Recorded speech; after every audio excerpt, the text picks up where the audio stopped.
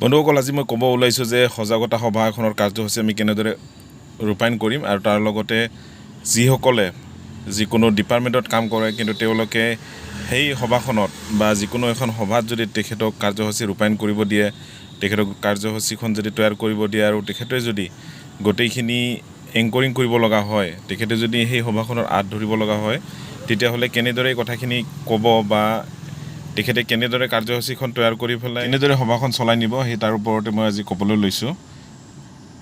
যিখন কাৰ্যসূচী সেই কাৰ্যসূচীখন ওপৰত লিখি দিছোঁ যে সজাগতা সভা যিখন কাৰ্যসূচী 1 নম্বৰতে হৈছে আদৰণি ভাষণ। আৰু যিটো আদৰণি ভাষণ সেই আদৰণি ভাষণত আপুনি যিখন সভা সেই সভাখনৰ আৰম্ভণি কৰিব লাগিব। আৰু যদি নাজানে মই অলপ কৈ দিছোঁ। সকলোকে নমস্কাৰ জনাইছোঁ আৰু আমাৰ আজি ইয়াত উপস্থিত হোৱা সকলোকে যিখন সজাগতা সভা ইয়াত অনুষ্ঠিত কৰা হৈছে তাত স্বাগতম জনাইছোঁ।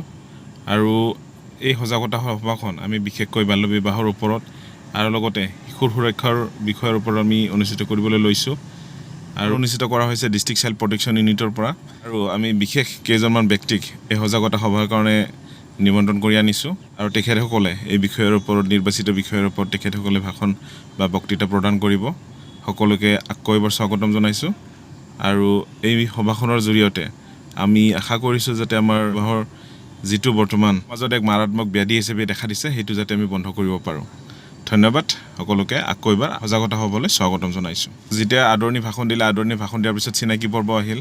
তো চিনাকি পৰ্বত আপোনালোকৰ যি বিষয়াক আপুনি চিনাকি কৰাই দিলে যে আমি নিমন্ত্ৰণ কৰি আনিছিলোঁ যিজন ব্যক্তি আছে তেখেতক চিনাকি কৰাই দিব।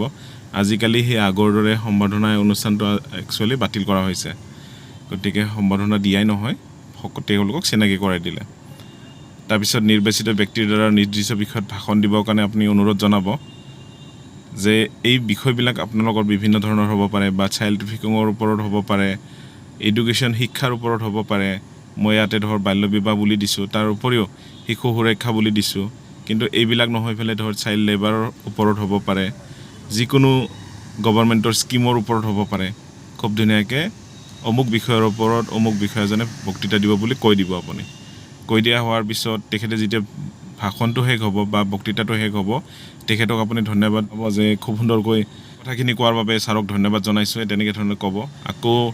আকৌ এবাৰ আপুনি কৈ দিব যে এইবাৰ আমি আকৌ এটা টপিকলৈ আহিছোঁ, সেই টপিকটোত এইবাৰ শিশুৰ সুৰক্ষাৰ বিষয়ে ক'ব, জিলা শিশু সুৰক্ষা বিষয়া তেখেতৰ নামটো ক'ব আৰু তেখেতক বক্তৃতা দিবৰ কাৰণে আহিবৰ কাৰণে মই অনুৰোধ জনাইছোঁ, এনেকৈ ক'ব। তাৰপিছত খুব ধুনীয়াকৈ তেখেতে বক্তৃতা দিব, তাৰপিছত তেখেতক আকৌ ধন্যবাদ দিব।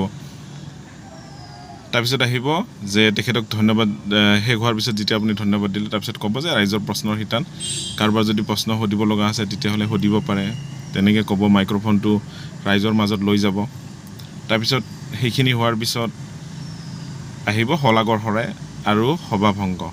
শলাগৰ শৰাই দিব লাগিব। যিসকল ব্যক্তি ইয়াত উপস্থিত থাকিল সকলোকে কৃতজ্ঞতা জনাই তেখেতসকলক শলাগৰ শৰাই দিব লাগিব। আৰু শলাগৰ শৰাই যি ভাষণ, সেই ভাষণৰ মোৰ বেলেগ ভিডিঅ'ত দিয়া আছে, তাত আপোনালোকে গৈ পেলাই চাই ল'ব পাৰে। খুব ধুনীয়াকৈ এনেকৈ ধৰণে এখন কাৰ্যসূচী তৈয়াৰ কৰিব লাগে। আৰু যদি আপোনাক এংকৰিং কৰিব দিছে তেনেকৈ ধৰণে এংকৰিং কৰিব পাৰে। আপুনি নিজেই চৰ্চা কৰি বা বেলেগৰ পৰা মই যেনেকৈ কৈছোঁ তেনেকৈ নকৰিলে হ'ব। আপুনি বেলেগৰ পৰা চাই বা বেলেগৰ পৰা আপুনি শিকি নিজকে সেইখিনি চেঞ্জ কৰি ল'ব পাৰে।